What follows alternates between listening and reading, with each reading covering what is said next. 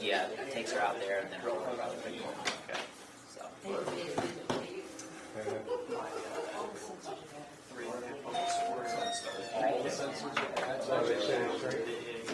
Big deal.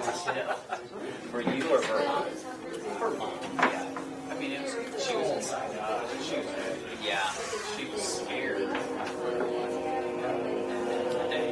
Really excited.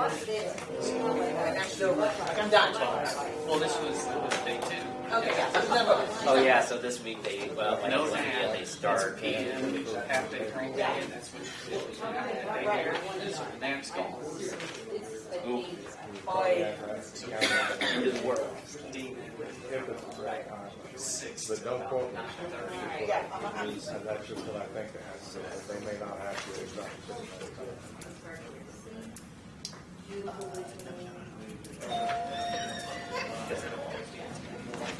Yeah.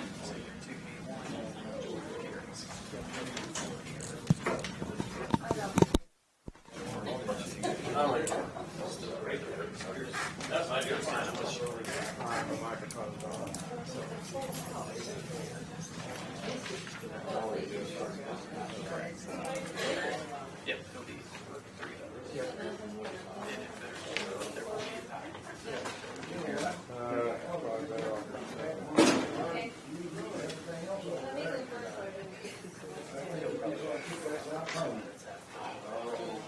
Sure.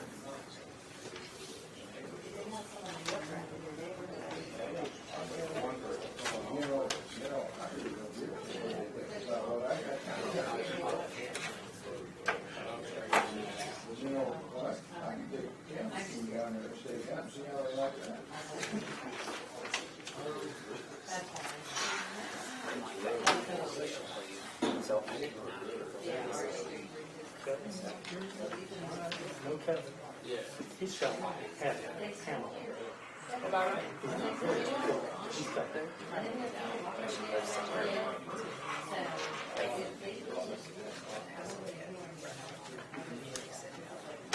Probably got to come here. No comment. It's great.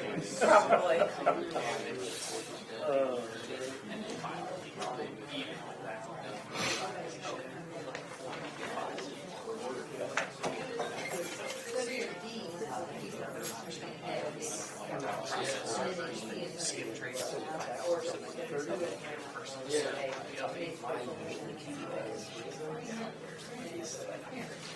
it's like address or two address.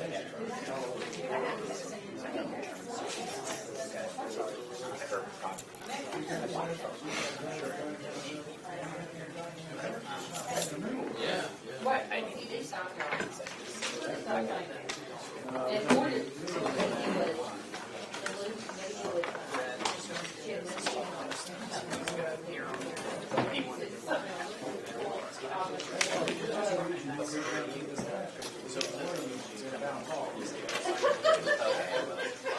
this one for sure. Yeah.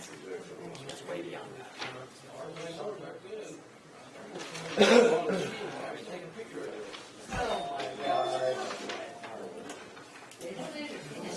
Hi, Kevin. You can grab a seat right next to Dale, please. Yep, absolutely. Thanks, scoot over a little bit.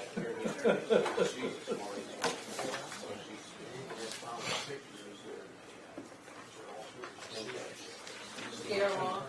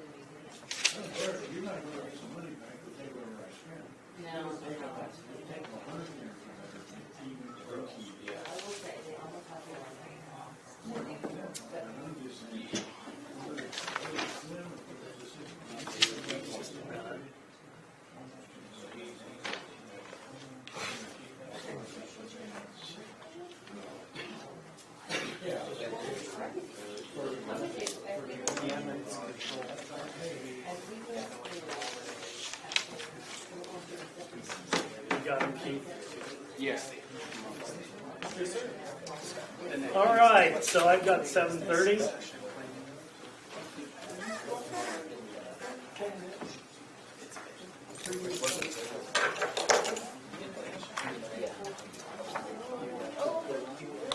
All right, so welcome to tonight's city council meeting at 7:30. Before I call the meeting to order, are there any more people that want to talk public comment? If so, I need a card with your name on it, please. So if you want to address the council during public comment, I need a card with your name. Anybody else? All right, we're good. All right, please rise with me and join me as we recite the pledge. Pledge allegiance To the flag of the United States of America and to the republic for which it stands, one nation, under God, indivisible, with liberty and justice for all. All right. Thank you for attending tonight's city council meeting. And with that, I'm going to ask our clerk to do the roll call, please. Callie, Here. Ditchum, France, Here. Heimer, Here. Horn. Here. All right. Next on our agenda, the minutes. So in your packets are the minutes from the May 7th meeting. Are there any additions or corrections to those minutes?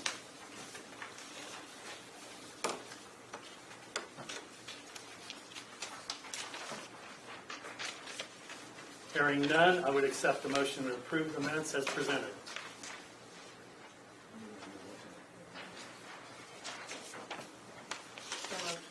Motion by Haley, Second. second by Karen Horn. Roll call, Callie, Yes. France, Yes. Ditchum, Heimer, Present. Horn. Yes. Motion carried. All right, next on the agenda is approve the meeting minutes from the May 21st meeting. So the meeting minutes are attached in your packet. There was no meeting for lack of a quorum. Any additions or corrections to those minutes? I would accept a motion from the council to approve those minutes as presented. I so move. Motion by Karen.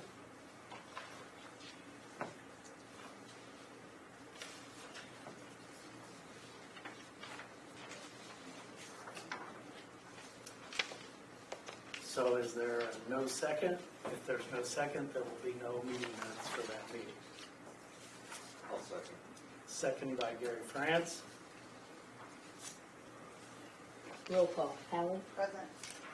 France, Present. Ditchum, Heimer, Present. Horn. Yes. Motion carried. All right. July 16th minutes are in your packet. Are there any additions or corrections to the July 16th meeting minutes?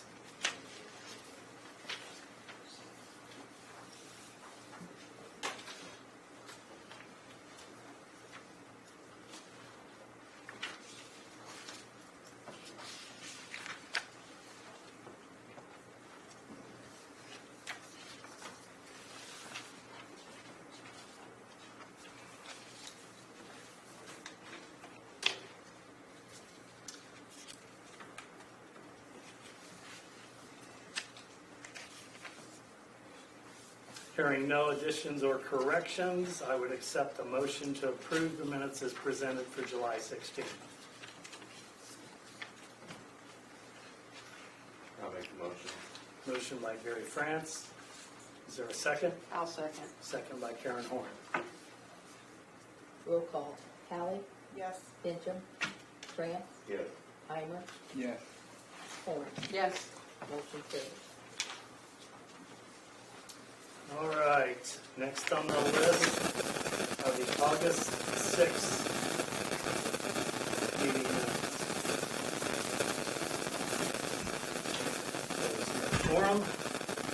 Are there any additions or corrections to this meeting minutes from that August 6th meeting.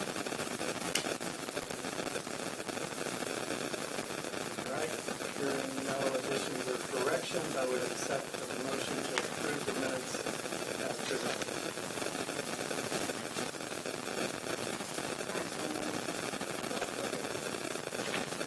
Aaron, a second by France. Roll call. Allen. Lincoln. Grant. Minor. Trent. Yes. All right. Next is approve the minutes from the August 13th special meeting. Presented in your packet.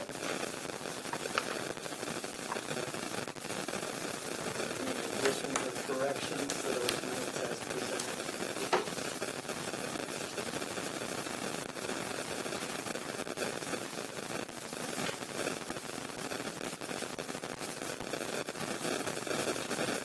Hearing none, I would accept the motion to approve the minutes as presented. Motion by Mr. Dimer, I'll second. second by Kevin Holmes. Roll call. Allen. Lincoln. Grant. Minor. Trent. Yes.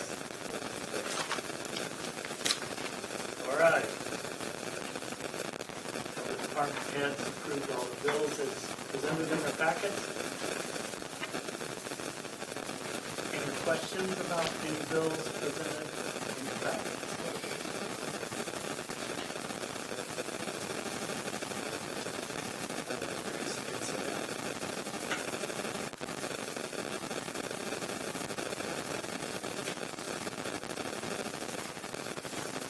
I would accept the motion to pay all bills as approved by chairman and as far as funds would allow.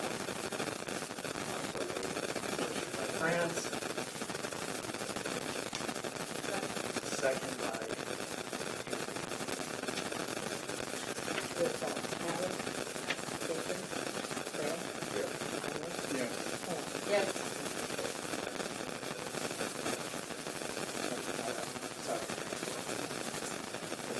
All right, brings us to our public comment period. So this is an opportunity for the public to address the council. I'll remind the public it's not question and answer, it's public comment.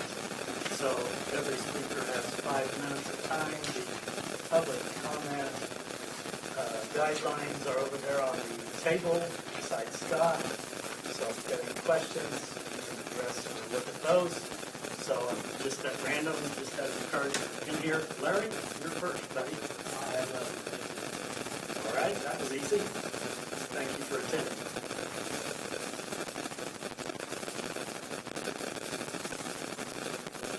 John Pratt?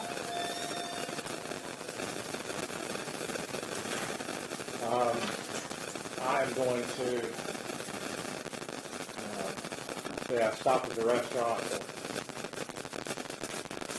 The giant statue for really apparently not finished yet. And I will stop there and Kirk Allen's going to call in next week. Yeah, it's the next. You're lucky, you just walked in. Thank you. We're calling you up. Appreciate that. Sorry, showing up. I noticed on the agenda you've got potential action on your tourism director.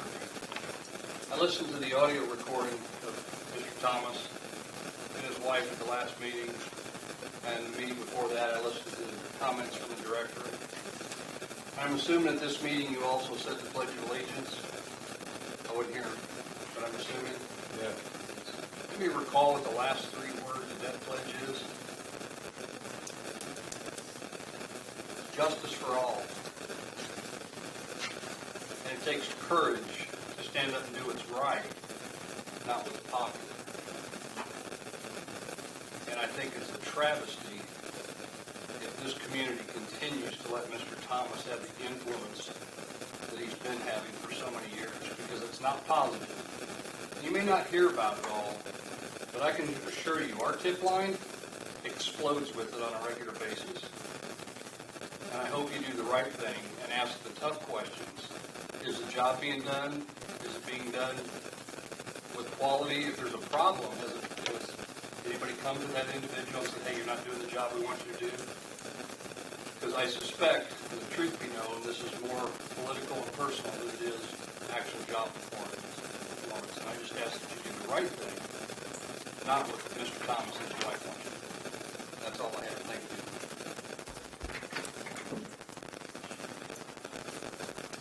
Next on our list, Amy Wertheim has some traffic concerns. So Amy?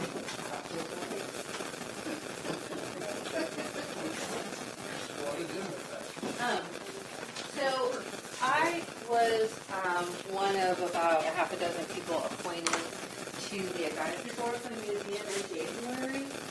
And we spent 3 months trying to figure out what we were trying to fix or correct. But in March, April, May, we're downstairs, and we noticed that there was a lot of speeding on our street, which is Route 66. I have one extra here. Okay, I thought you were so much everybody's stupid. But, so my thought was originally to come here in June and say, hey, can we put in some of those like flashing yellow lights that you see by schools, by the elevator and by the Sippin' Shack? But the more I've been in there, especially during the day and seeing the tourism folks, I don't think that that's going to help. I really would like to request, if it's possible, to have 4 additional stop signs put in. And you can see on my little diagram there that the ones by the library and the museum, the circles that are solid, those are the existing. And then down by the Giants Museum and the Art and Stuff, those are existing.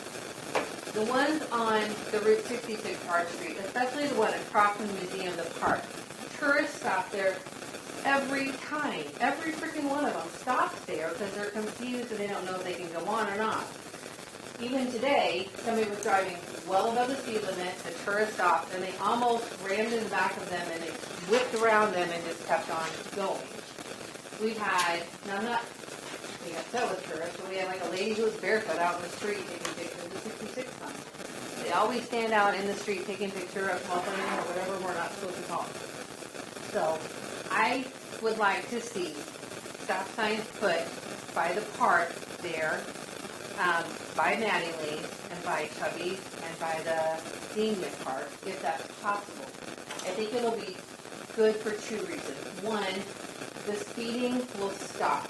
When you come in from by the 217 all the way through, there's no stop sign whatsoever to slow people down. And I talked to, and I'm sorry, what is your partner's name? I can't remember his name. The black policeman.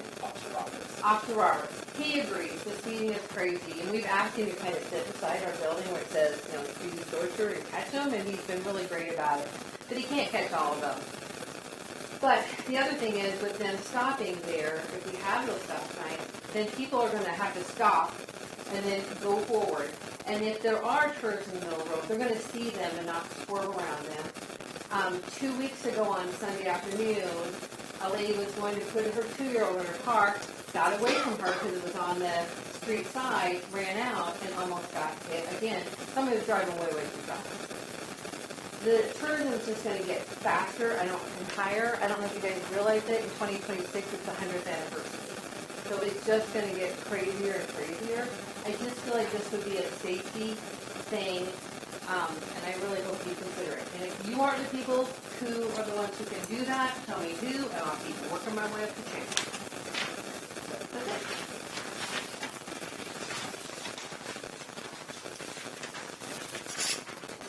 Tom?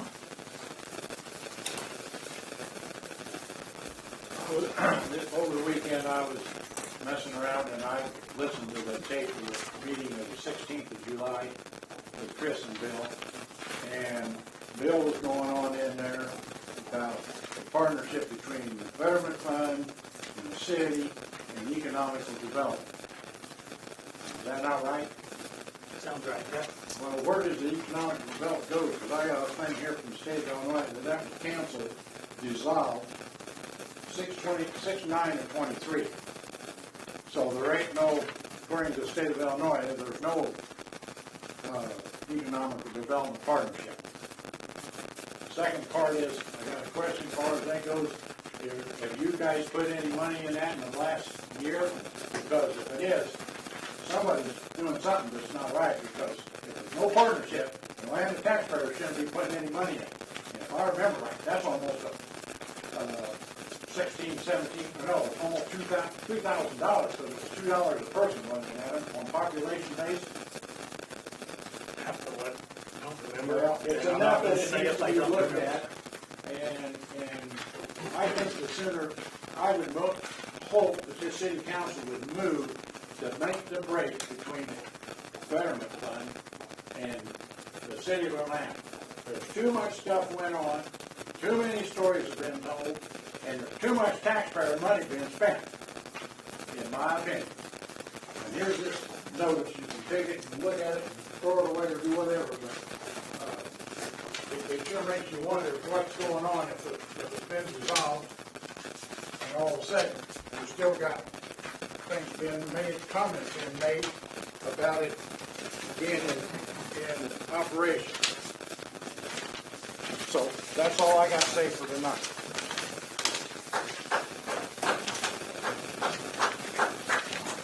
All right, next on our card, Scott McCoy.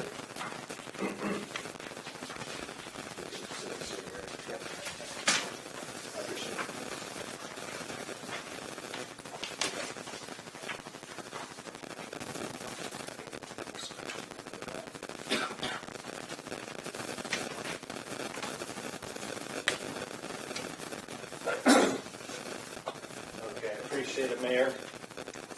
I'm going to read these comments just to make sure I cover everything. Forgive me for my voice, I'm a little raspy.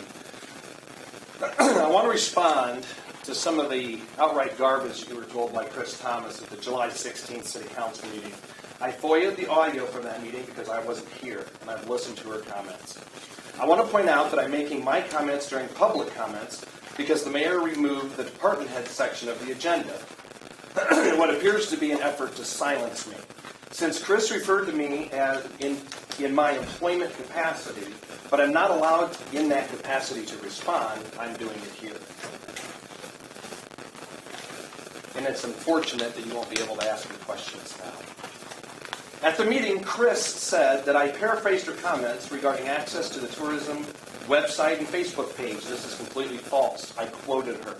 I recommend that you don't just take my word for it. The audio is available. As you've heard here, others apparently have listened to it as well, and you can listen to that for yourself. Chris told you she asked me for administrative access to the tourism website. This is false. She never requested it. The mayor never requested it. Again, Chris just tosses out accusations and makes claims, but provides you with no evidence, which after working with her for over a year is part of the course I found. Because I work on evidence and I don't just spit into the wind, I submitted a FOIA request for her request to me. And according to the City of Atlanta, no documentation or communications of any such requests exist. I'm sure she'll now claim that she verbally asked me, which didn't happen either. If it's important, it should be in writing. If she believed I was doing something wrong and was keeping vital access from the city government, she should have put it in writing and taken the appropriate steps to obtain it. None of this happened, so she lied to him. On July 16th, Chris suggested that the City Council should immediately ask me for administrative access to the tourism website and social media accounts. Since that meeting a month ago, no such request has been made by anyone within the city. Obviously, her request was either ignored or was deemed by the mayor to not be important or even necessary. I find it hilarious that Chris, who was a member of this council just up to a couple months ago, did nothing then, but now comes here and tells you what to do. Instead of doing her job, she quit, and is now telling you what to do that she didn't. But like I said when I last spoke at the council meeting here, this access information belongs to the city, and I have made no effort to keep it from the city. I attended the last meeting on August 6th to provide this access information in person, and so it was on the record. Since the meeting didn't happen, I mailed it the next day to the mayor. Chris read to the council a small portion of one email regarding my end-of-the-year report for 2023. She claimed I said the meeting with her and the mayor was only about removing her complaint from the report. Again, this is false. I never said it was the only reason for that meeting. We discussed several things about the report, including the mayor and Chris's push to get me to remove the complaint against her. Of course, she once again told you what she wants you to hear and omitted the full truth. Tonight, I provided all of you with several complete email threads as evidence of what really happened. You now have all the information, not just the selected parts that Chris gave you to support her agenda. I noticed Chris claims she owns the city logo now and only allowed the city to use it, which is interesting, since that's what she alluded in a previous meeting about me. She wanted you to believe that I was not giving the city access to the website in some effort to maybe claim it was mine. Remember that? She is now doing exactly what she claims I was doing, and she admitted it in a public meeting. Since it's on the agenda tonight, I want to offer some information that I've learned. I FOIA'd all documents for the city logo, including ownership and any agreements. I was provided with a document titled Branding Guidelines. You also have a copy of that now. I assume this was created by Chris Thomas, but that was not specified. It's dated September 2021. This document states the logo is the, quote, official city logo, end quote, on page 2. It further states that, quote, quote, acts as a seal of approval on all City of Atlanta branded materials, end quote. Now remember that Atlanta Betterment Fund brochure that I brought up that includes the city's official logo? Well, that's now acting as a seal of approval by documents that the city holds and has provided to me. That material was created without your permission or perhaps even your knowledge, and it approves the Atlanta Betterment Fund's solicitation for donations. See, the mayor told me the materials I produce need to be approved by the council. Even this branding document states that the mayor needs to approve all materials that use the city's logo prior to publishing, but apparently that doesn't apply to everybody in town. This council has been and continues to be duped. Tonight's agenda has me listed by name and the city council, the city tourism position. For the record, I have not been informed of what this is, why I'm personally listed, or what proposed discussion and or action is expected. I can only conclude this is a retaliation by the mayor and those who support or control him to remove me by removing the tourism position. It's all because I spoke up against what I believe are wrongdoings or perhaps even illegal activities. For full disclosure, I've invoked the protections of the whistleblower status with both the Illinois Attorney General's Office and the United States Department of Justice. This is precisely why people are afraid to speak up these days, because such retaliation. However, I'm not one of those people. Never have been. I do what I believe is right.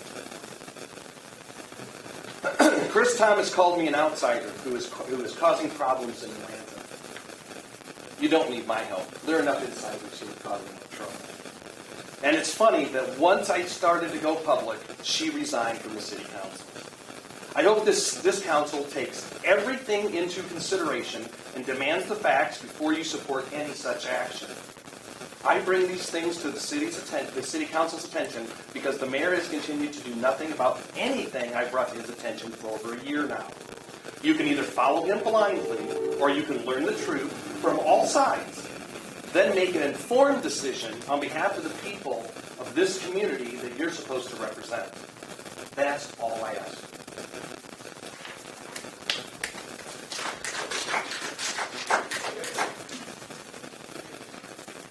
All right, that's the end of our public comment period. So next on our agenda is Chad Heimer, our police chief. So Chad, I know you got a couple things to give us some updates on. The body cameras that we ordered with the in-car cameras have been installed by Motorola. They were installed up and running, I believe, August 8th. So I'm happy to report that we have all of those in and up and running. Those are our body cameras. For those who don't know, they are mandated by the state of Illinois, that all law enforcement have to have body cameras. With our body cameras, not only are they synced together, our in-car and our body cameras are synced as one, so once we're going to a call, our in-car camera is activated on top of our body camera. And sometimes when we go into homes, we can't actually see what's going on. We can only hear audio. But now, since we have our body cameras, we'll actually be able to see what truly all is going on within the home, in case there's some type of altercation, or maybe evidentiary things that need to be recorded as well. So we have those up and running, and you'll have, all officers will have those on at all times when they're working.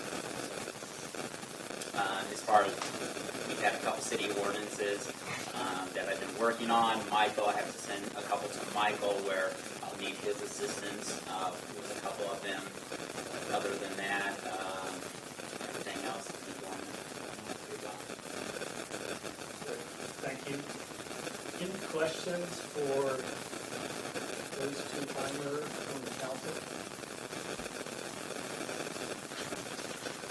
I know he's addressed several issues that we have from ordinance violations, harassment, problem, all those mundane day-to-day job opportunities, right? So anyway, working hard on the parking across the street, that being updated. Yes. So thank you. All right.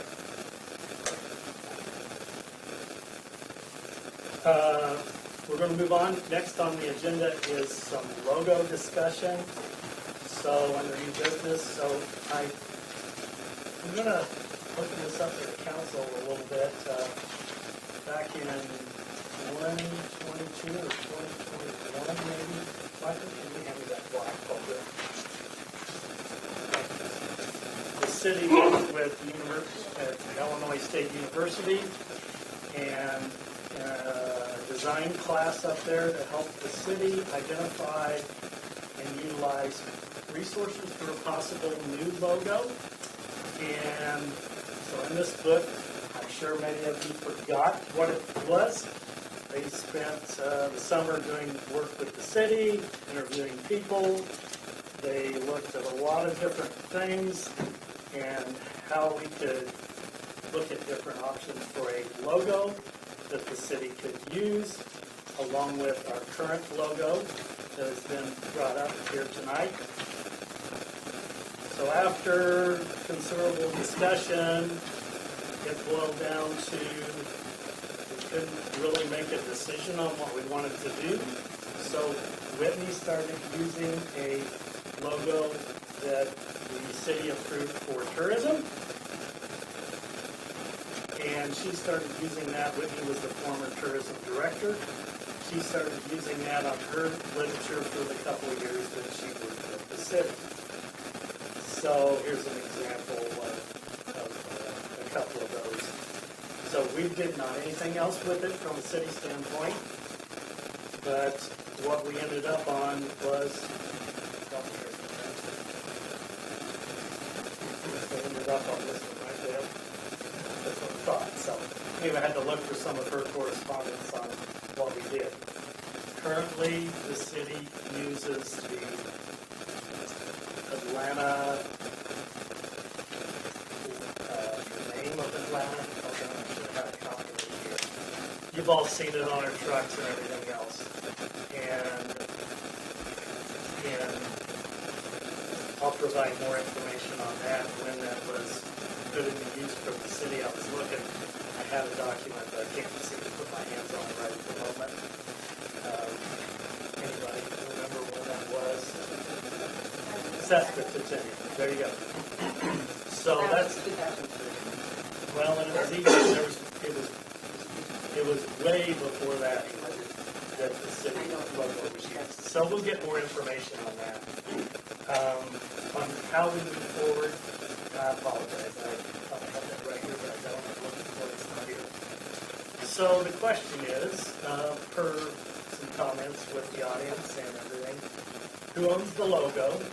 Chris did provide the council, no, she provided the city documentation that she designed the logo for Fred Fincham, and it was city, and that's what we've utilized ever since.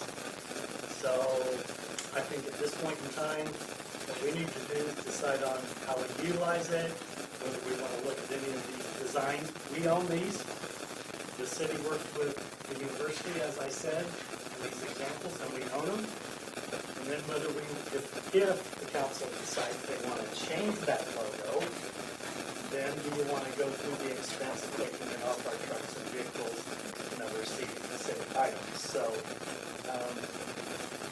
I'm going to just throw that out to the floor to talk about. So that's what we're here, is to get some input and some direction on where we go with that city logo.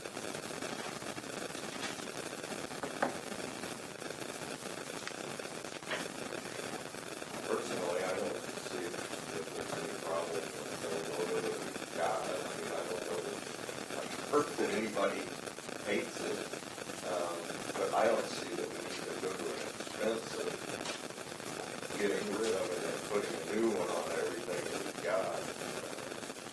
Has anybody looked into what type of cost that would entail? So I can answer that question, not yet, okay? So the first step would be to find out how many vehicles it's on, what use it currently has, and then the expense of taking them off and updating them.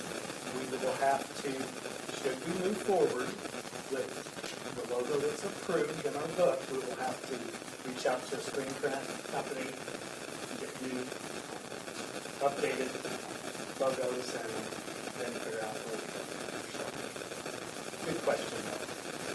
Andy? I think there's nothing wrong with the logo. I think we have two different viewpoints of who owns the logo. And if what you said, right, Chris developed it for Fred Vincent before the use of the city. Therefore, the city owns it. It was done for the city. If Fred asked, that's no different than us asking someone else to do it. The city owns it. We need to release it, the use of it appropriately.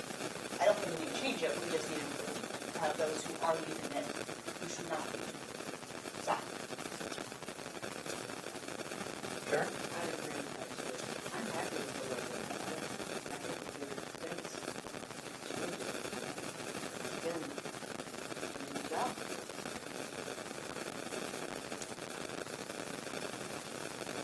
Keith? So, no, I guess my thoughts on the situation is paraphrase what Chris said.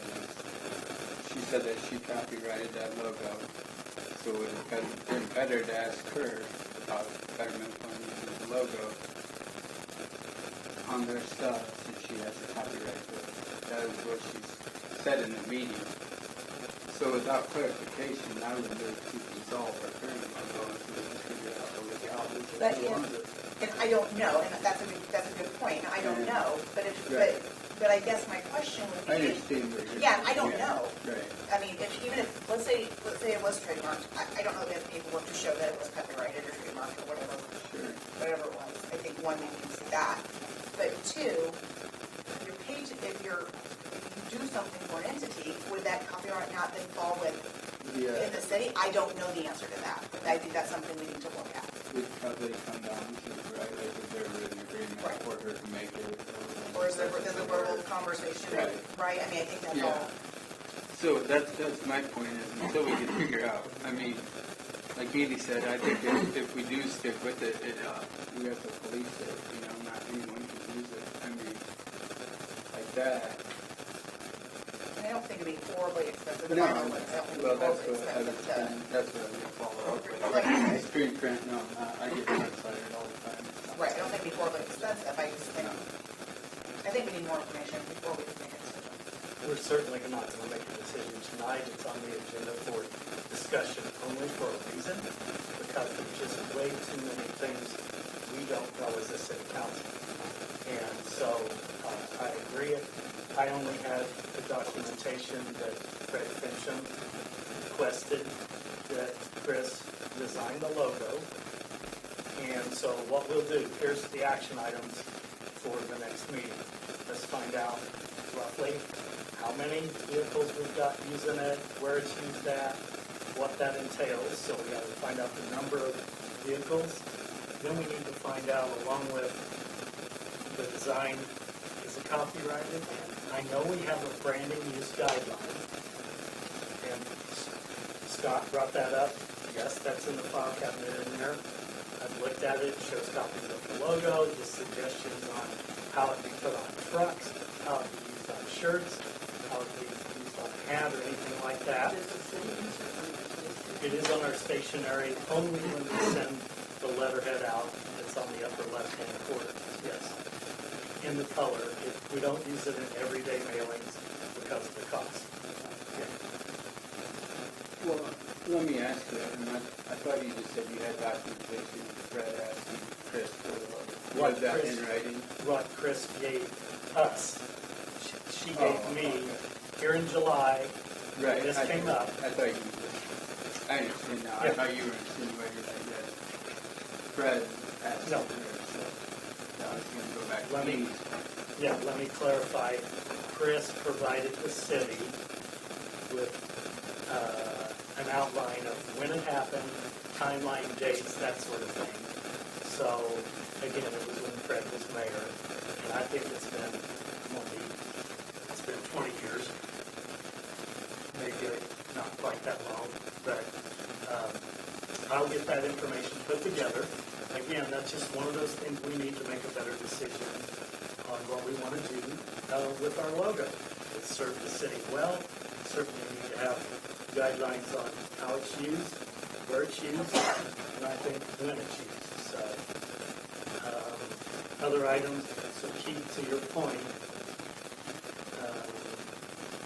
we're not going to have any action on this item tonight. And we may not in 2 weeks, depending on how fast we put this together.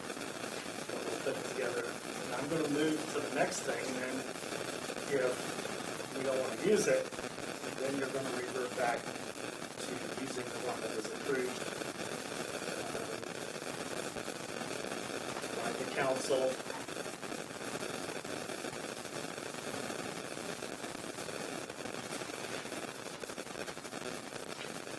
Right here.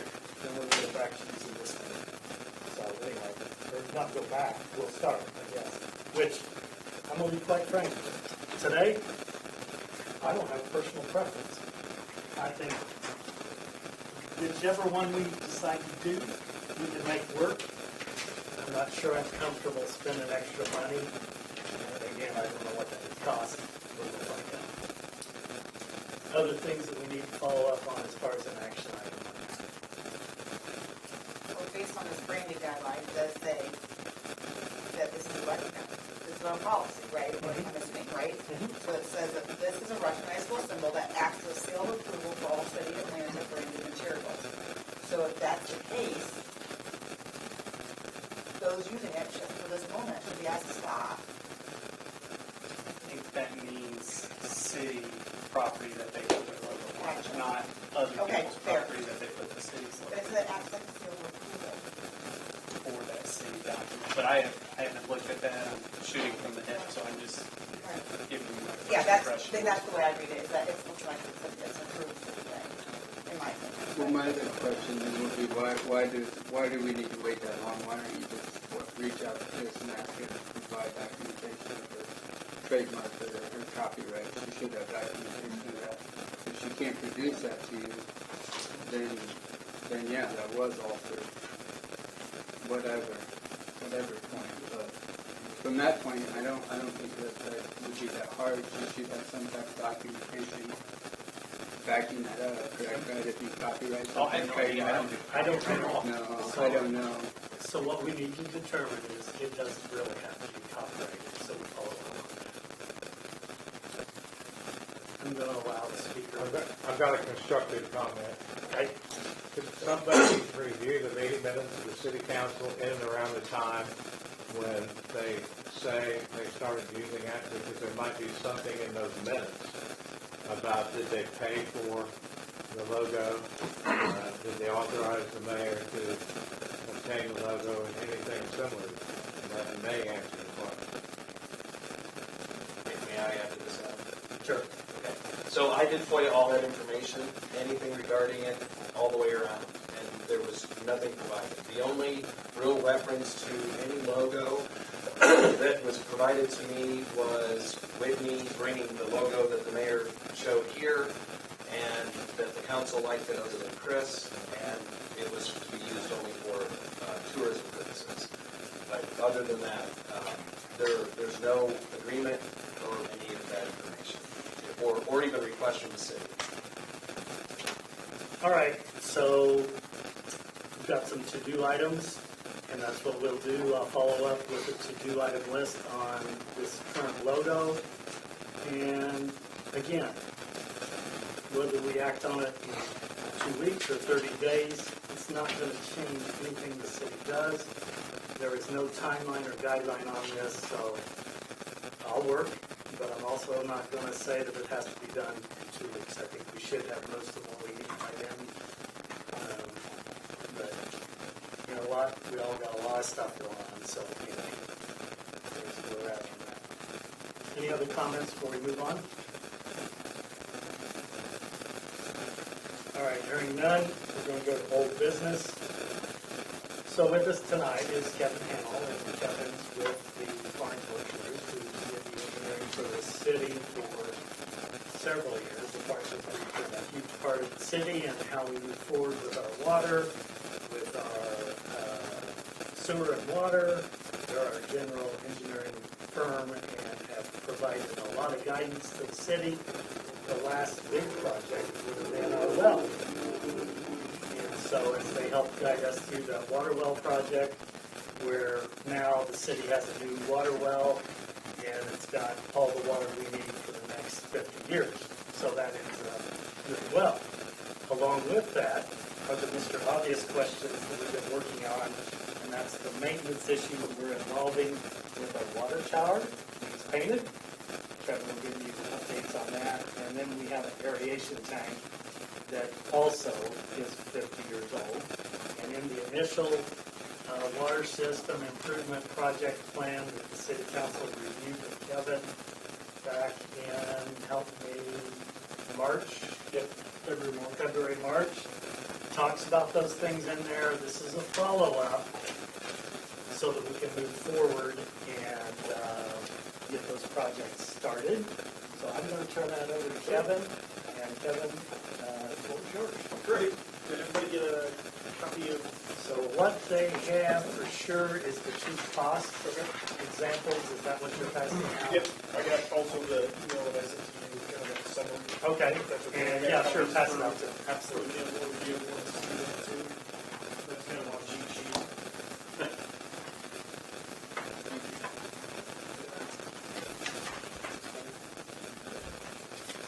Yep.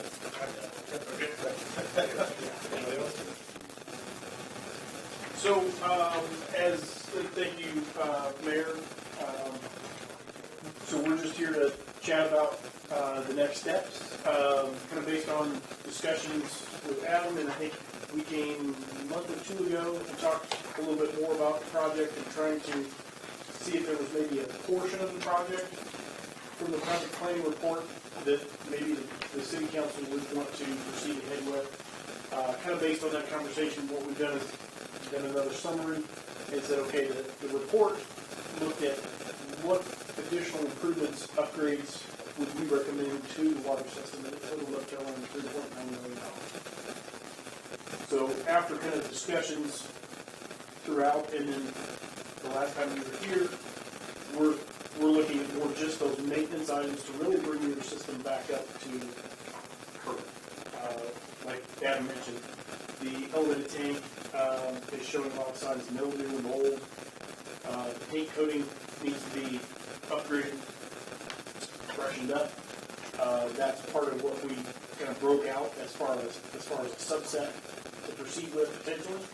And then related to that over at the water treatment plant would be the replacement of the existing aerator unit, and then the piping, valving, and then painting those two tanks the aerator sits in. They're also in need of a fresh coat of paint. They're showing signs of mold, mildew, corrosion, and whatnot. So the the aerator, back, I think in January, I think it was January 23, the water department staff had found they took it out of service to clean it, try to do some maintenance on it. There's parts that are obsolete, you can't buy for that unit anymore. That unit is in need of replacement, so that's why we're recommending replacing it.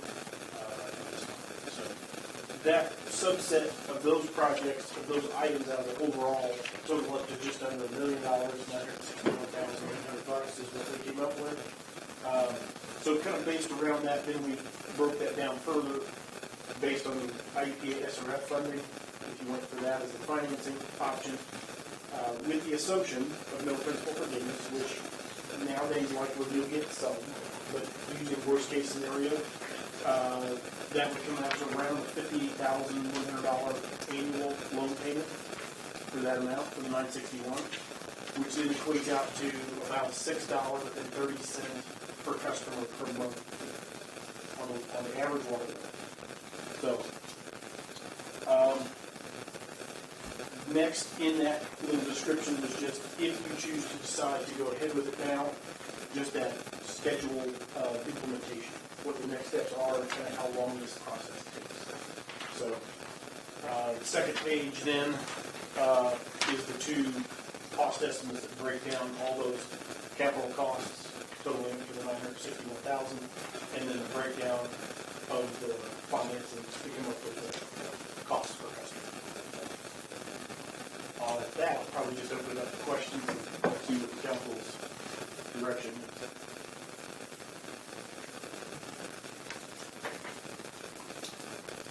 All right, we'll start, all right? So part of the discussion is, these are maintenance items. We don't have an option. We cannot not pay our water tower. Look at it. You guys, we had intentions on getting it done this summer, and just a variety of reasons it didn't. Now we're to the point where we've got a good program where there's principal forgiveness from the IEPA. We don't know exactly what that might be. So part of this project, the principal will be forgiven after we get through the project. I know that seems like a backwards way to do it, but right? I mean, so we're going to have to plan on the full amount, and then we'll figure out what they forgive, and then we'll readjust and move on. By the same way, the aeration tank, as you mentioned, being 50 years old, we had Steve Westerfield here 2 weeks ago and talked about it, and it's in this report that you guys do. And Steve Westerfield is a certified water operator, and said it's outdated, you need to get it fixed, replaced. So, can we move on? Yeah, it's a Band-Aid, we just need to fix it. And looking through that, the aeration tank, Kevin, the total cost, and I don't have my calculator with me, I think it is that's less than $200K. Yes, sir. For aeration upgrade. 85, that's the first part up there. You guys can add it up yourself. 85, 10's 95, and another 12, 107, 10's 117, and 10 more, 127 plus 15%. So yeah, you're at 150K or so. Approximately. So 132.4. There you go. 132.4. So, my suggestion to the council is that we approve the water tank rehab as presented, and this elevated tank, the painting of the water tower that we got on here, so we can get these guys to move forward with it. So, yes, we have to add some money to the water bill. Yes, I'm going to share with the council, we have not raised our water rates for 5 years. We've had the same water rate. So there's been no change there for 5 years. I got surprised. It's going to go up regardless of whether we do this anyway. Just looking at our current cash position and I've talked with the clerk, Vicki, and we've been reviewing that. There's going to be a slight adjustment because we're just barely treading water. When we look at the cost of our salt, everything that goes along with electricity, and everything that goes along with running the water plant for 5 years, folks, you know you can't hold that forever. And when you look at the newspaper and you look at other areas, lots of places have had $25 to $30 increases. I'm not telling you anything you don't know. All right, so I'll be quiet for a minute and get some engagement from each of you. So, Sharon, I'm going to start with you. You've been through these meetings for the past since February with Kevin. And, what's your thoughts? We waited longer to know what's going to happen.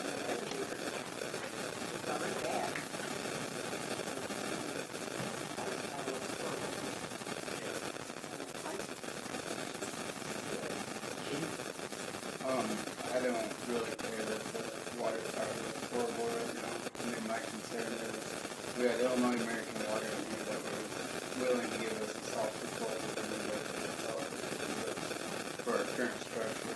I guess we never pursued, I guess. No, they're in the process. It's not, she told us, well, I'll ask you, what did she tell us it would take? She didn't know. She think there was some specifics that were really good. What she said, reach out to herself proposal.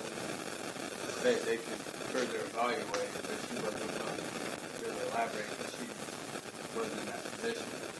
So my concern with that is before we approve that and raise the water bill $680, why wouldn't we wait to see what the proposal is? For instance, if we don't have to give them anything and they turn off costs without having to raise the bill, wouldn't that be more sensible to the people? So I'm going to ask Kevin for some input. So if we would move forward on that, she shared with us the earliest would be 12 to 18 months before a purchase could be completed. The earliest. 18 months from now, you know what the water tower is going to be like? And that's if the public and the council agrees that we want to make a move. And it's just like your house. If you're going to sell your house and you need a new roof, it's worth X dollars. If you put the roof on and sell it, it's worth more dollars. And she told us that at Illinois American Water at this meeting. We talked about painting the water tower. She said, you guys can paint it? Kevin, you were here. Oh, that's right. Sorry. Stand correct. I thought she said that the process, if we were to go with a fire, it would take 12 or 18 months. The salt proposal I thought that was like the 6 to 8 week of, they're going to review what Kevin already put together for us, our engineering review. So they already have that in hand. Sure. They would just need to do visuals on stuff, and then they could put together a salt proposal. Sure. Was my interpretation of that. Then the whole process could take 12 to 18 months. Once they have decided, hey, we want to make you an offer, or we decided whatnot. I guess maybe I misunderstood it, but that's what I thought. So then we're looking at 2 years before the water, and we're going to pay for it one way or the other. You're going to pay for it. They're either going to give the city X dollars with a painted water tower, or X dollars without a painted water tower. We already know that. It's not rocket science. And regardless of whatever happens as we look forward, I don't have a crystal ball on what's going to take place on that. I don't yet. Whether it's better for the city to own it and control it, or there's two sides of all this, or whether we sell to a large corporate conglomerate, we don't have any control, and I'll ask each of you to do your own research on how or what you want to do. And currently, where I stand on it right now is I believe if we're going to do that, it needs to go to a vote. And the public needs to decide whether the city sells our municipal water supply or whether we maintain ownership.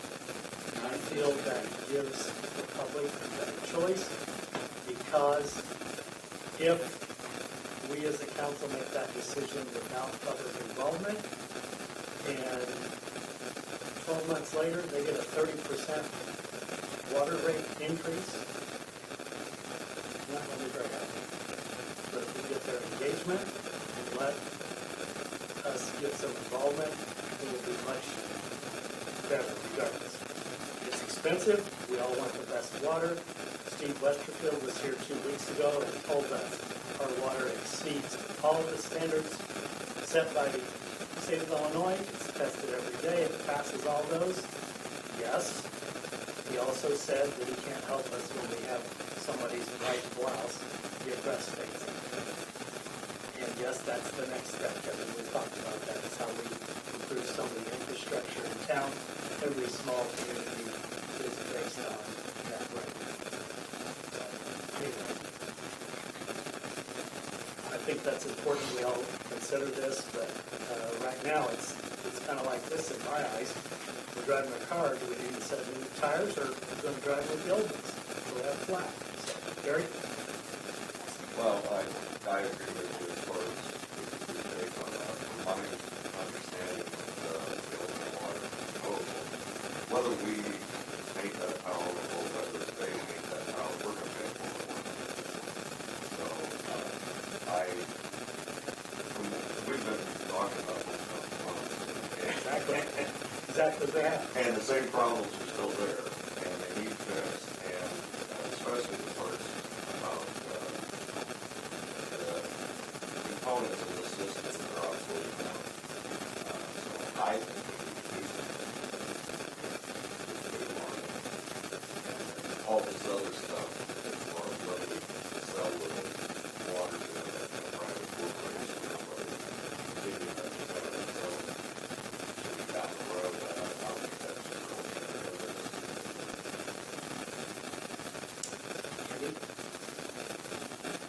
So I think you know that I have a relationship with a wastewater environmental engineer, not in the state, like in Boulder County. And he said, yeah, we need it. We're past due. We're past due on cleaning our water now, right? It needs to be done. It's not the prettiness of it. Don't care about the prettiness of it. It's for the quality of the water that we are delivering to our citizens. And so I think the maintenance needs to be done for that reason alone. Don't care about, yeah, it looks horrible, but don't care about that. It is, what are we bringing forward? I will also say, though, shame on us for letting it go 5 years without any rate increases. We need to, just like everything, we need to have a contingency fund. If we're going to, water things cost a lot of money. So if we don't have a contingency fund to start paying for these things, shame on us for not doing that. That should have been established when we did the rate increase 5 years ago. Sort of play devil's advocate on that. Kevin, could you tell me what like a certified water operator full-time, what their salary range is? That is going to vary municipality to municipality. Typically, though, if you're a water operator with your license, like Steve, a full-time position, you're going to be paying $80,000 for a licensed position full-time. So my point is, like, even if I know we don't want to sell it to a person or to a private organization, but if I don't care one way or the other. No, I know and you. I'm I know you talking don't. about American Water. No, What I'm I talking know. about right now is what is the water we are delivering to our people. Yeah, I just think though, if Steve retires, which I don't know how much longer he's got, we can't, as a city, we're gonna have to reevaluate our staff. We can't hire a water operator, pay them full scale and retain our full staff that we have now. I mean, it's just not easy. So I'm looking into the future. But yeah, the maintenance, I guess I'm frustrated too, because I thought Amber's really been on all my American Water things for like a year and a half, 2 years. And it finally took us 2 years to get them here. And then, it's too late or whatnot. And I have a hard time, like you said, taking it to the public, even if we were to do that. We almost need to get in front of them. It's not going to be pretty. I remember the last price increase. I don't even think it was $6.30. People lost their mind. was it? But, yeah, I agree. And that's all I have to add. Okay, so Kevin, in your, Can I ask, Absolutely. have we, I understand we shall wait tonight, but have we asked American Water, well, it's completely different things, and I get that, but have we asked them for the soft proposal yet? Together? so what they specifically, no, she told me when we felt we were ready, they would move on it. The last, it's only been about 30, 45 days or so. It will take some time to get that put together.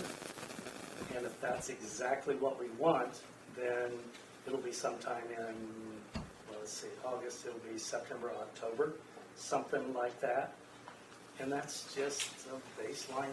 They're going to give it to us, either it's painted or it's not. Either. Yeah.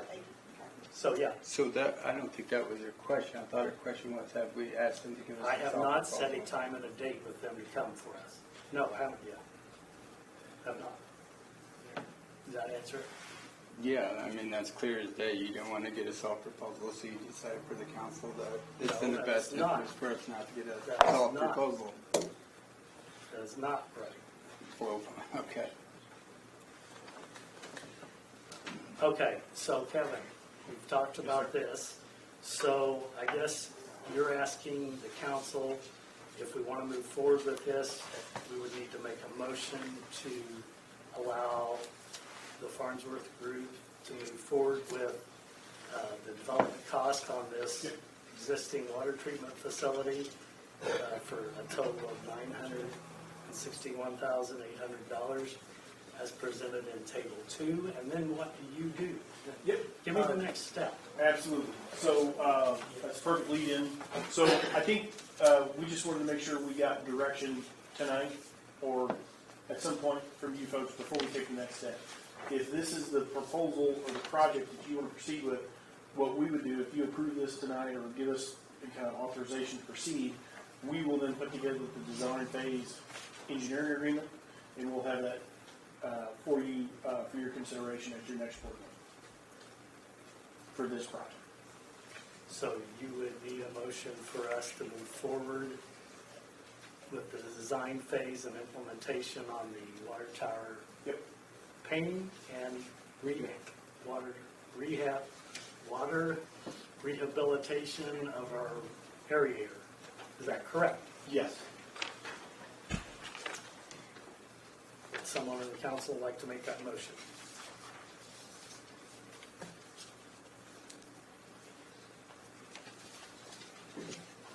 I just want to, the design engineering services and the construction engineering services, those are both Farnsworth, right? Yes, sir. So a 25% increase for those services. If you take the total amount, it's 25, it's an additional 25% based on the, 12 and 12, yep. Yeah. I see what you're saying, yep. Yep. wow. Yeah, commercials usually lucky to get 15%, but thanks.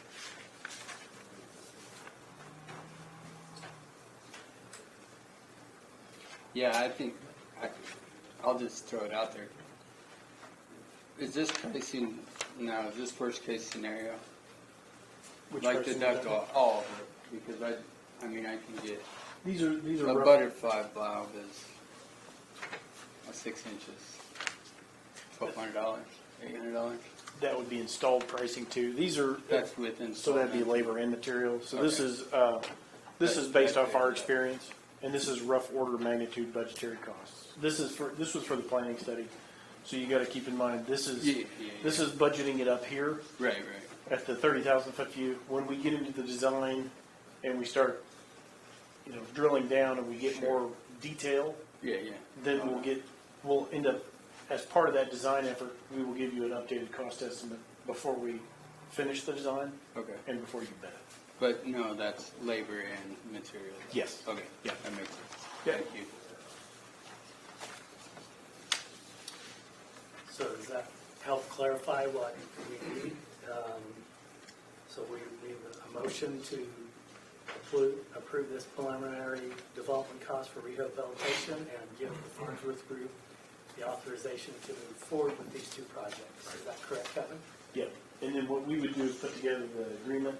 Typically, what we would do too is the agreement that we would put together is for the design phase engineering up through bidding services and including the IEPA loan application paperwork that you have to put together for the loan.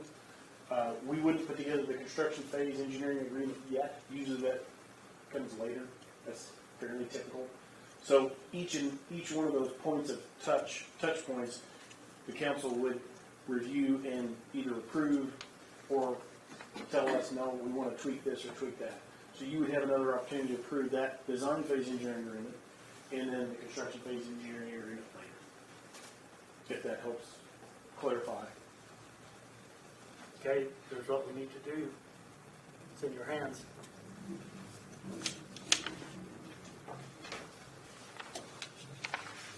I heard everybody say they want to move on, so I need somebody to make a motion to move forward with what we just talked about.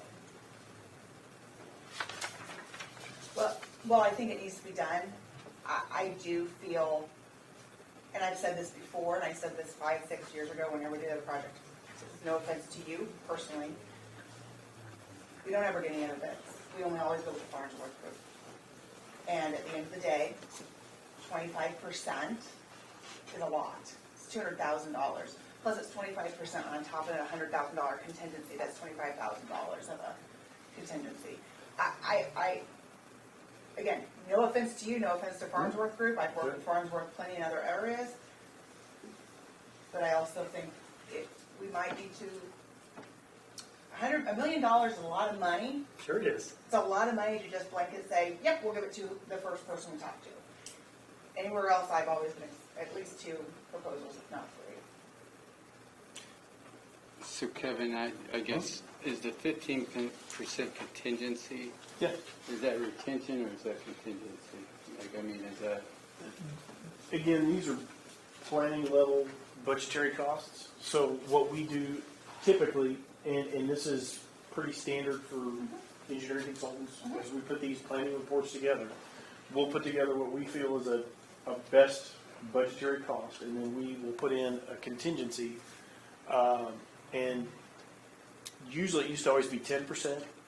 Because of inflation dancing around as much as it is, I've seen that contingency in reports that we've done and others have done, ranging anywhere from 15 to 25% on the contingency, because things are so erratic and so all over the board. So the 12% for the design engineering is what's eligible for reimbursement up to that amount for this size project under the IEPA SRF loan guidelines. That's where that 12% came from. Again, that's budgetary. Same thing with the construction phase engineering. Those are, again, fairly industry standard percentages and numbers. Yeah, I'm sorry, I misworded that, I guess. So my question would be, I get that the 15% contingencies for material escalation, Sure. Unforeseen, Yep. causes. So we don't, let's say everything runs smooth, there's no material escalation, material starts coming down. Yeah. Do we get that 15% retention back off the budget number? Well, this is a budget number. You'll pay whatever the bids come in at whenever it goes out for bid. So you would bid it to a group of contractors, and that's the price you'll end up paying. Whether that'll be above or below that budgetary estimate that we've provided, that's my best. That's our best guesstimate at this point. So you'll pay what the bids are, right? And it isn't really tied to that number, other than this is our best estimate at this time.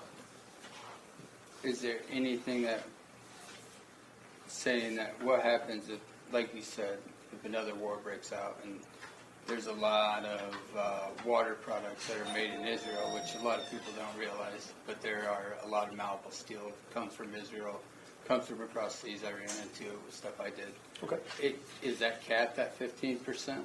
It won't be above this number? I know it's a budget. No. I get you. No, it's not. So it could be 1.2, 1.5. Could be. Anything can happen. Okay. So again, this is our best guesstimate at it, Sure. based on current market conditions, based on experience. And like you said, those market conditions could change Yeah, they're volatile. tomorrow, next week, next year, Sure. and it could affect that. Yeah. Thank you. Yes. Good question.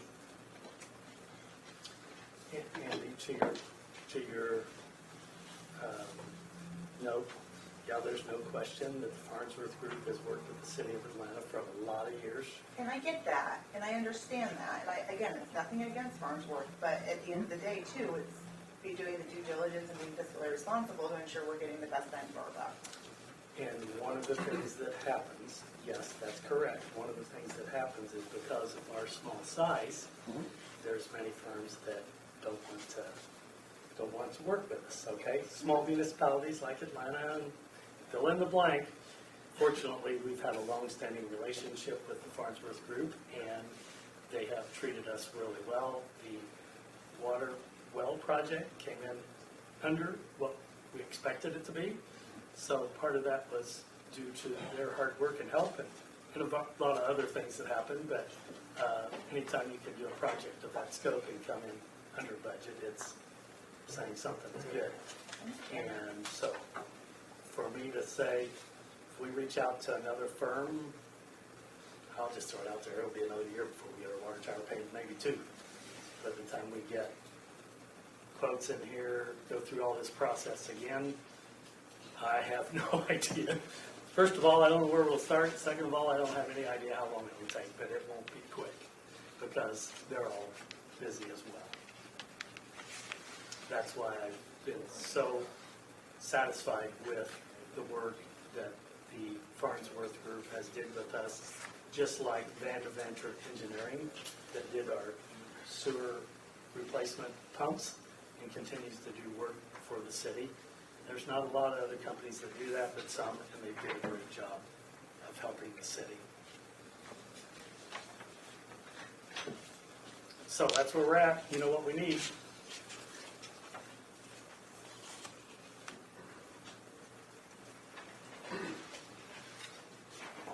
I'll make a motion that we accept this preliminary option or give preliminary opinion for the total probable development costs of rehabilitation of the existing water treatment facilities in Atlanta, Illinois. A motion by Gary France. Is there a second? I'll second that. Second by Karen Horn.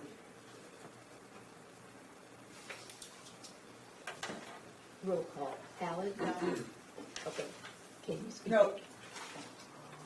Hinton? France? Yes. Steiner? No. King? Yes. Call for a mayor vote. Patton? Yes. Motion carried. All right, Kevin, you have what you need, I guess, from now. Get back in touch with us as we move forward. Thank you.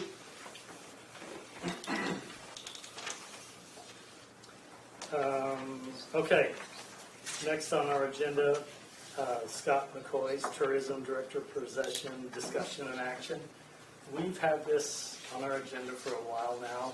Back in March and April, May, we upgraded and talked about the job description, and it's on the, we changed job descriptions once and put a new job description in place, and currently we have a verbal agreement with Scott McCoy for a part-time independent contract position for the city of Atlanta, working on our tourism. And the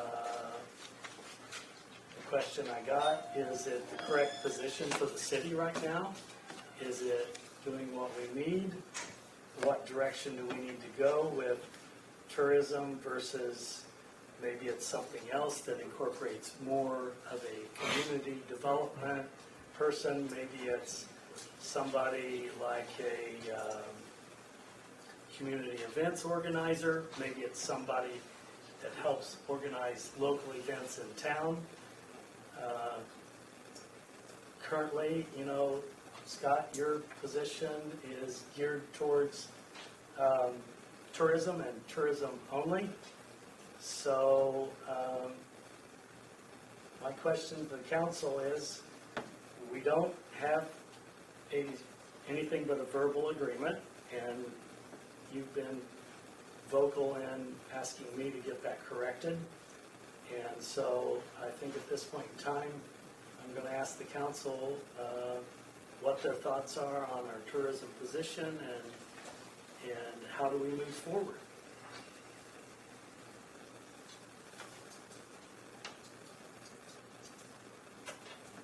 Is the current verbal contract acceptable?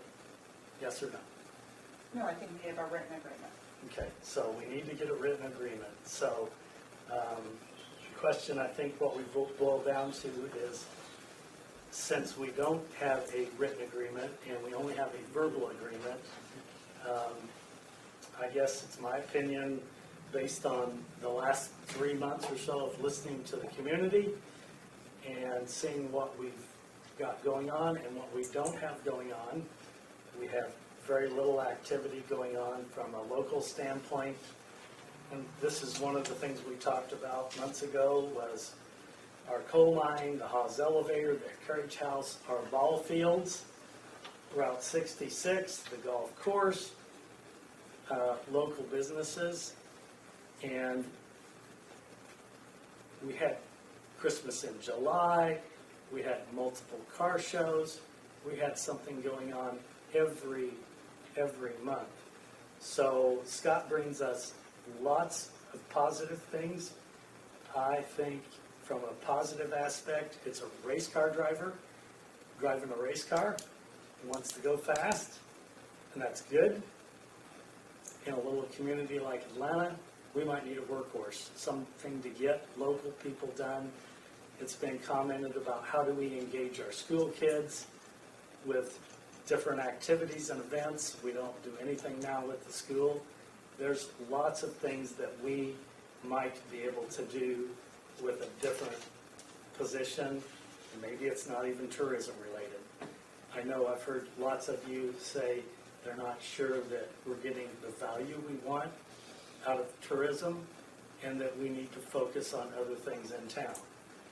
So those are things that are important, and I think it's to the point where right now I would say we need to end the verbal agreement for the part-time position of tourism director, and then we decide on how we move from there. So that's kind of my thoughts on where we're at and what we're currently doing.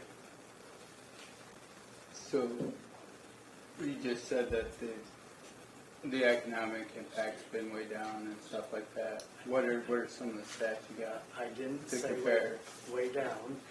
I said we haven't seen a great impact in what But what are you comparing? sales tax revenue. Okay, where are they though? They're consistent. If you average it, and I averaged it going back to 20, I mean, is there a big drop off? That's there's no drop off, there's no gain either. It's Okay. consistent. Over the last 3 or 4 years, it's consistent. And my point I'm looking at is, because I think it's on the Sure. record, all this money was given to a Giants museum to allegedly bring all these people to town. And my opinion has been very well verbalized and vocalized about my thoughts on the Giants museum. So I wanted to see for myself Yeah. what the impact was from a sales tax revenue. Sure. Average for the year is the same. There is no more sales taxes being brought to town. And I get it. Some of the businesses aren't taxable. I get it. It's people coming to town. I get all that stuff. But at the end of the day, we've spent money on certain things when we should have been spending money on the citizens of this town and projects that benefit them. My opinion. Yeah, I don't disagree with you on what you said. So it's about, I have them if you want them. Yeah, I'll look at them. Yeah. But I'll go back to, I'm kind of old school business, I guess, is what you would say, like, yeah, verbal and a handshake, usually look me in the eye. And if I can trust you, I can trust you, I'm going to do it. My point is, though, is why would we vacate the position before seeing if he would accept a new written position? To me, that would only be right, is to, if you want to draft up your position, go ahead, and if he doesn't want to accept it, then so be it. But just to say that you want to go a different route, which is kind of mind-boggling to me anyway, because all in a year or so ago, when we were running all the ABF stuff. So, that's fine. If you want my opinion, that's my opinion. I mean, you do the right thing, you don't just, I mean, you don't just terminate it because you don't want to face that adversity of talking with someone or through the problems or facing them. Sit down. I mean, has there been any sit-down meetings between you two? No. That's what I mean. Like, what direction? You've given them no direction or whatnot, or even Chris. So, but then you want to end it. So that's my thing. Is if you want to change the tourism position to what you just said, I'm totally fine with that. To me, though, it should be presented at that, and if he doesn't want to accept it, then that's how it is. Or if he does want to accept it, then we also lay out criteria of what we expect or whatnot. You know what I mean? Like, that's my thoughts. Gary, your thoughts? I think for any position, especially like that, I think we would be better served if we had in writing exactly what it is that they're expecting from that position.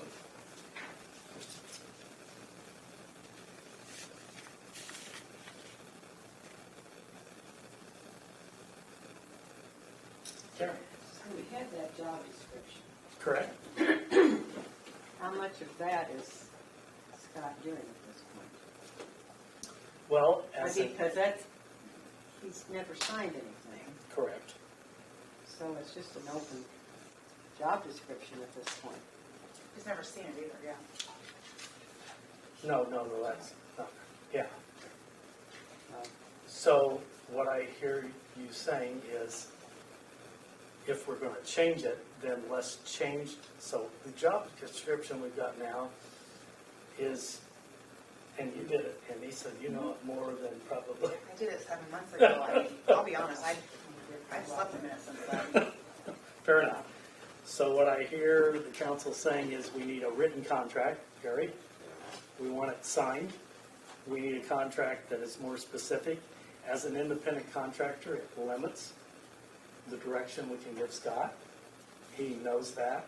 And then we need, if we're going to look at it differently, we need specific guidelines outlining activities specifically. Well, with that being said, then I mean, and I'll go back to what I have said before, is that in our best interest to keep it as a contract position. I personally do not feel it is. If he's an employee, and if the position takes Scott out of it. Yep. If the position is an employed position, then we can not we, the supervisor of that area, can dictate what's happening. As a contractor, we really can't, I mean, like you said, there are some limitations.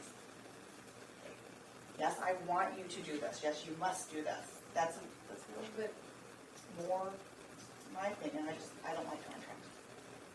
Fair enough. So what I hear is that we need to change how we move forward with the expectations of what we really want as a council, which means we got to do some more work again, folks. Listening to the community and, you know, what The community wants community events. yes, Period. they want it. ask about what happened at Christmas in July, what happened to all our car shows, what happened to the events we did around town. Why can't we engage?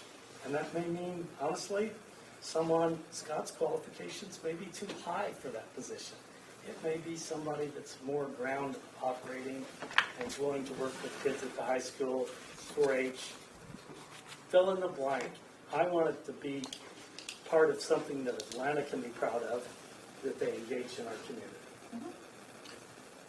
So, okay, so just to follow up on your car shows, people are asking you when the next car shows are or whatnot. I feel like we're doing a complete circle here because a couple months ago, we discussed the car shows on how it was basically overpopulated. Like, I mean, we had all these car shows, we're competing with other communities. We decided our best bet moving forward with the car show was to do it on the Fall Festival weekend.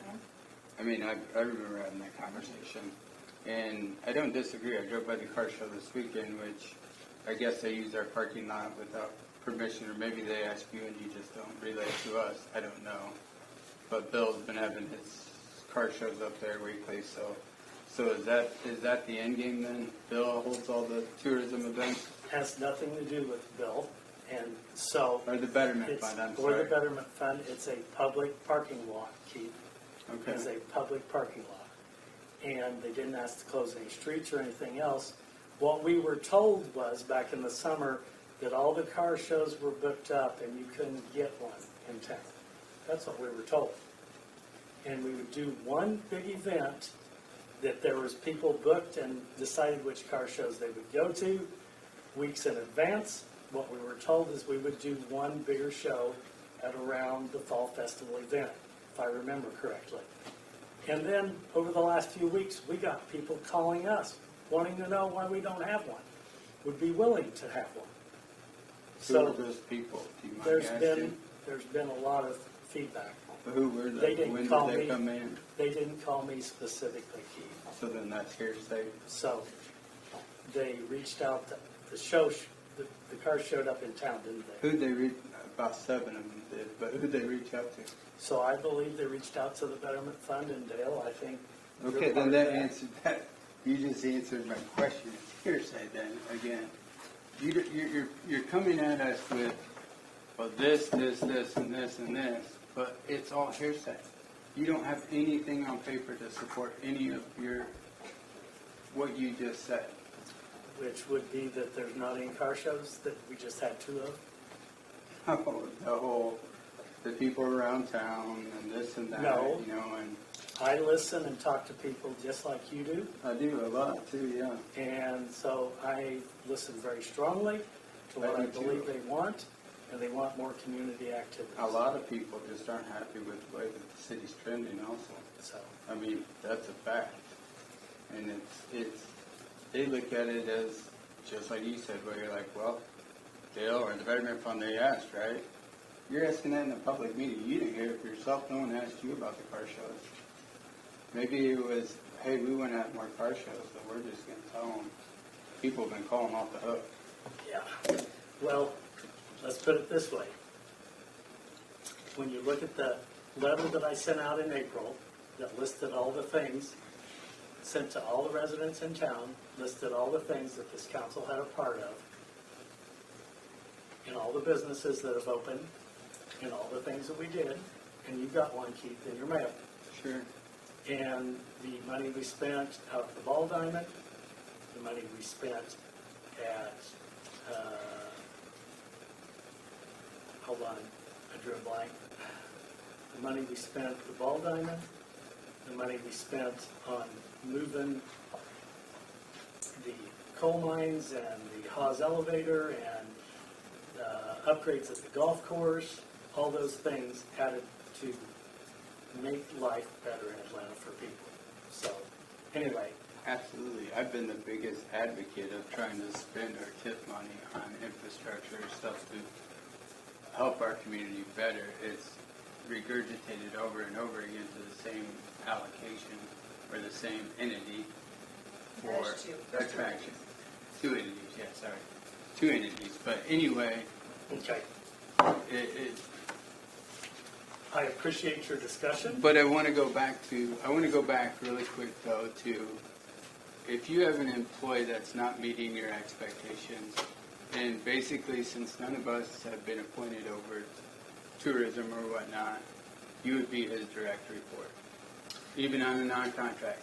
My point is if I have an employee that is not doing his job, not doing what I think he's supposed to be doing, I have that conversation with them about what my expectations are, what the directives moving forward are. And if there's no communication like that, then Who's to blame? I mean, I think at our last council meeting, I think it's back poor when we were leadership. talking about that new contract, didn't we vote that we were, Scott was reporting to all the council? You know, Scott? It was, yes, it was the council as a whole, yes. Yeah, so to your point, we made the decision that Scott would report to the council as a whole, so that it would eliminate the possibility of conflict. For example, and I'll just say it, but like Chris that you guys talked about. So that's where we're at right now. All right, so here's my suggestion. My suggestion is that we work through a new upgraded expectations of what we want with this tourism position. It's probably not going to be a tourism position. I think when we started this 4 years ago, we started it with a contract that would be a working document. First, we went out on a limb. The city never had that. We didn't have anything. We went out on a limb trying to help us move this forward. So I think that what we should do is let Scott remain as our current position, look at new expectations in what we want to do, and then be prepared to make a change as we look at what we expect out of this position, geared towards more community events and activities, and being able to, and it's a part-time position, that's what it's going to stay, so. I'd make a motion to approve that. Okay. Keith made the motion, Do we need a motion for that? not really. Oh, I thought you were laying out what you. No, I'm gonna move forward with that, so I don't think we need a motion. Do you, Michael, do we need a motion? No action taken? No, all right, so I'll reach out and start that. I'm also gonna reach out to one or two of you for help, because I can't do it all, folks. Any other questions before we move on? I have a question. Sure. Do we have a copy of Brittany's Yes. job description? Yes. I don't know that I've ever seen that. And I think she kind of, and I wasn't around, so, but my understanding is that she kind of veered off of that job description because she started and COVID hit, so she was trying to find ways Andy, to. you're exactly right. So she was part of COVID, we hired her, and she was part of COVID.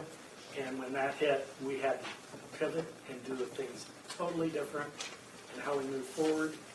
And, And I think that here is the thing, at my standpoint. She set the table, whether she did what we intended her to do, or council intended her to do or not, she set a standard from what people were expecting. And I think that's where, and I got mad about the Halloween stuff, right? I mean, she set all this stuff in motion, and then now all of a sudden it wasn't done.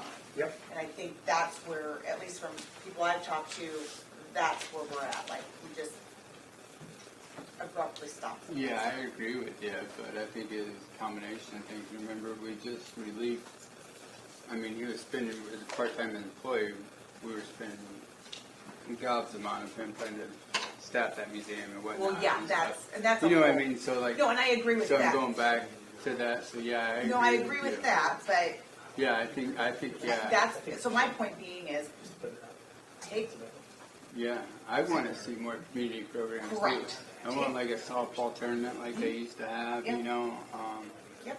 just stuff to get our community involved. Yeah, Yep. I agree completely. Yep. We're on the same page. yep, all right, we're going to move forward with that plan of action. So that plan of action means we will be meeting to discuss what we expect and how we move forward with that. And a change in direction not related to the Giants, not related to Route 66. Are you swatting flies, or I don't think, I'm sorry. Construction or constructive input that might help, because we've seen this before. A community committee is priceless. And I mean volunteers, not someone that is handpicked. Because the volunteers, they do it because they want to be a part of it. And that community committee can help organize and give a direction that is always beneficial. Fair enough. Fair enough. Thank you for allowing me that. Yep. All right, so the next thing is, and I don't think this changes anything, so request for proposals regarding this position and what it might be. So here's where I think we need to open this up and reach out through, reach out to the newspaper. We need to put up, post job notices, and again, I think it's a community events organizer, and see what's available, see what's out there. And whether this is an employee or whether it's a contracted position, it gives us an option, and we put it out there 60, 90 days, something like that. Maybe November 1st, it's August, September, October. Let's see what ideas come from the community. Let's see what ideas come from the people. That's my, So are you talking about getting a committee together or getting a survey? I guess No, I'm a little not understanding because we just said this is the course of action we're going to take for the moment. right. But can we not see what other things are out there available, Andy? You don't feel comfortable with that? I don't. I think we need to establish what we want. I'm all for community. I'm all for a community focus group, whatever. And then that can help us solidify what we feel the job description should be, what we should be doing, what we should title this, and then go forward from there. What are the requirements does this position have? I think we need to decide. We need to decide contract, employee. Before we can throw it out there and see what's out there, we have to know the parameters we're dealing with. That's my opinion, and that's what I would recommend. Okay, well taken. I agree. Kerry? I agree. That's what we'll do. We'll reach out for a title. Will you be willing to help with that, Andy? Thank you. All right. Any other question on those things before we move on? Hearing none. That brings us to the executive session with our attorney, so I'm going to have to ask, well, hold on a minute. You have a motion to go into executive session to discuss pending litigation under section 2C11 of the Open Meetings Act. So can I have a motion based on what you just said? Gary has made that motion. Is there a second? Second by Karen. Sally? Yes. Vincent? Brad? Yeah. Tyler? Yes. Yes. All right, so, sorry folks, we'll just have to ask all of you to leave while we review this.